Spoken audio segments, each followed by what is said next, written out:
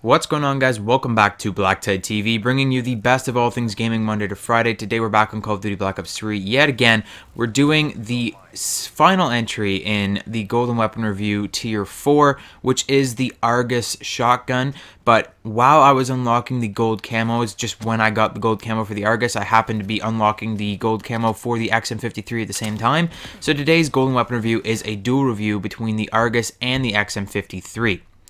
I clearly could not have run around with just the XM-53 and got a good enough gameplay to just make a Golden Weapon review on it on its own, so that is why it's going to be a dual weapon review. I did find a good compromise though, so I'm playing Safeguard, so I have a lot of extra time to be using the XM-53. I'm pulling it out to shoot at the robot a lot, so it makes sense that I chose Safeguard for this game mode. It's going to let you see the XM-53 just as much as the Argus in this gameplay. Now, just because I'm using these two weapons together does not necessarily mean that I'm recommending their use together. I am not saying that you should be using the Argus and the XM-53 at the same time all the time. I am not saying that. That being said, the XM-53 is basically your all-purpose, like the original general all-purpose launcher in Black Ops 3, so it can basically be put on any class build, including the Argus. I'm just saying, I'm not specifically saying put the XM-53 with the Argus. I'm saying that it's just happened to be in the same class, if you catch my drift. So the XM-53 is basically your all-purpose launcher. It's like, need a little extra firepower for clearing the hard point or B flag on domination? Do you need to take care of a couple pesky UAVs in the sky? Do you need it for playing Safeguard if you want to contribute in Safeguard to destroying the robot? The XM-53 is great in all of these situations. Although it isn't as useful against enemy score streaks as the Black Cell, the XM-53 has a free fire component, so it can just fire randomly around the map. So it's probably going to be used mostly for engaging enemy infantry. If you guys are using it, you're probably choosing it to engage the enemy infantry, not just for score streaks, because the Black Cell is obviously a much better choice for score streaks. So it's simultaneously better and worse than the Black Cell. Just depending on how you want to use it, it can be both good and bad compared to the Black Cell. Now, that is the XM-53 for now. Let's leave that aside and head over to the Argus for a little bit. The Argus is, in my opinion, the strongest overall shotgun in Black Ops 3. As long as it's in the right hands, as long as the right person is using it, as long as a player with the accuracy and temperament necessary to use this weapon, this really finicky shotgun at close ranges, if you have the accuracy, if you have the temperament, this is the best shotgun in the game, hands down. It's better than the Brecci. I know a lot of people really like it, or the Breachy, or whatever you want to call it. A lot of people really like that shotgun, but the Argus beats that by a mile if you have the skill necessary to use the Argus. Somebody with the accuracy to engage enemies at such close range can basically turn the Argus into a god gun. It's like a one-shot machine. Now, here's what makes it so special. It's got no pellet spread whatsoever when in ADS. I've had people tell me, yes, there's pellet spread. It's like a 1/4 inch of pellet spread. Basically, there's no pellet spread. It's not noticeable in the game. It's not noticeable on any kind of resolution or any kind of TV screen or computer monitor or anything. If you are firing this weapon while you're aiming down the sights, you will not notice any pellet spread. It will be one hole. If you're firing it at the wall, you will see one hole when you aim down your sights and fire at that wall. That is because the pellet spread is reduced so much that it is basically shooting a slug. So that's what makes this gun so special. When you're hip firing, it fires a pellet spread, but when you aim down the sights, it tightens that pellet spread so much, it's like firing a slug. Remember the KSG? I think it was called the KSG from Black Ops 2. That was a single slug that had amazing range. As long as you had the accuracy to shoot that slug, you could just completely obliterate enemies at longer ranges with your shotgun. Same deal with the Argus. The Argus is basically a reinvention of that, except when you're hip firing, you're not hip firing a slug, you're hip firing pellet spread. So it's good at hip firing, and it's even better when you're aiming down the sights. So the slug deals a massive amount of damage at insane ranges. This thing, I've heard a lot of people call it the sniper rifle of shotguns, and this could not be more true. This thing has the craziest range of anything you've ever seen on a shotgun. I think this is the longest range shotgun I think we've ever seen in any Call of Duty ever. It's insane how long this thing's range is. It is basically a guaranteed one-shot kill as long as they're within your effective range and you're aiming down your sights. And strangely enough, they've actually buffed the hip fire one-shot kill range as well. Like, it's easier to get a hip fire one-shot kill than in this gameplay. This was pre-buff.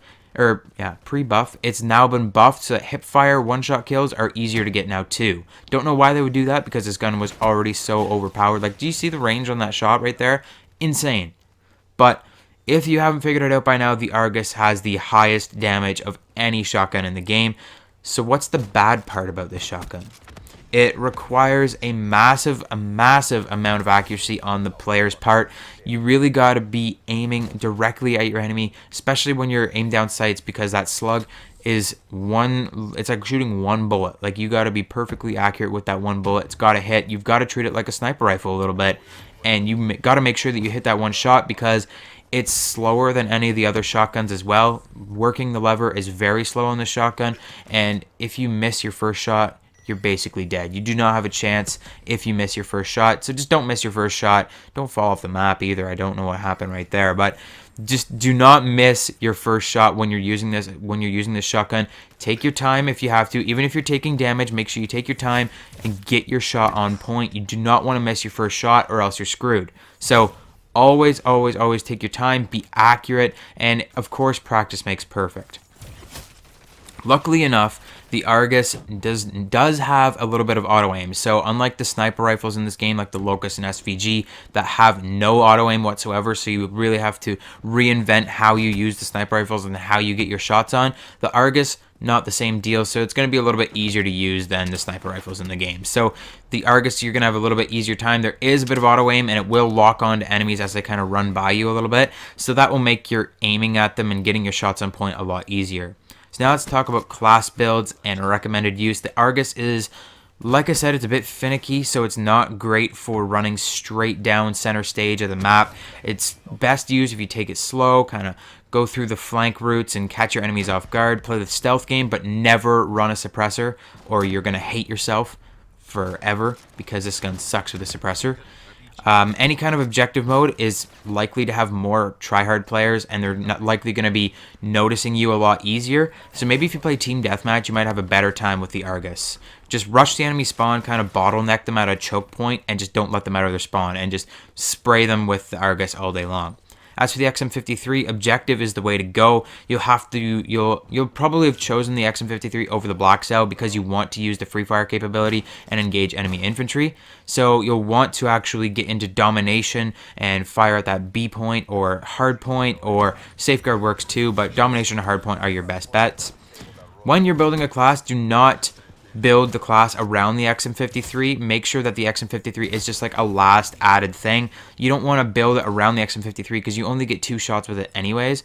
You're going to want to build your class and then just throw in the XM-53 as like your last resort or your last added thing to fill up your class.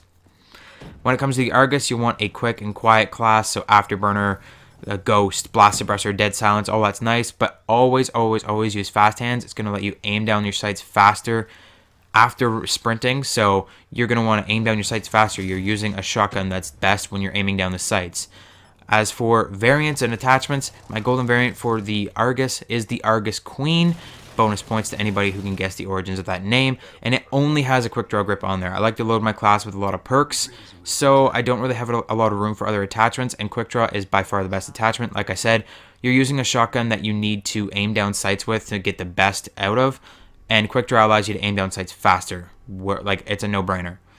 And you could use long barrel, you could use rapid fire. They could really help out in certain situations, but nothing beats quick draw on this shotgun. Now, the golden XM-53 is known as the XM-53 Nuclear, just in case anyone was wondering. That's what I called it, but you can't put attachments on there anyway, so not that it really matters. And that is it for today's video, guys. I hope you enjoyed it. I hope you learned something helpful. If you did, hit the like button, subscribe if you haven't already. The next golden weapon review poll is going live when this video is published, so make sure you let me know which gun you want to see next on Twitter at BlackTideTV, and in the comments section. Your options are the Pharaoh and Man of War for the next golden weapon review. Thanks for watching, and I'll see you guys tomorrow.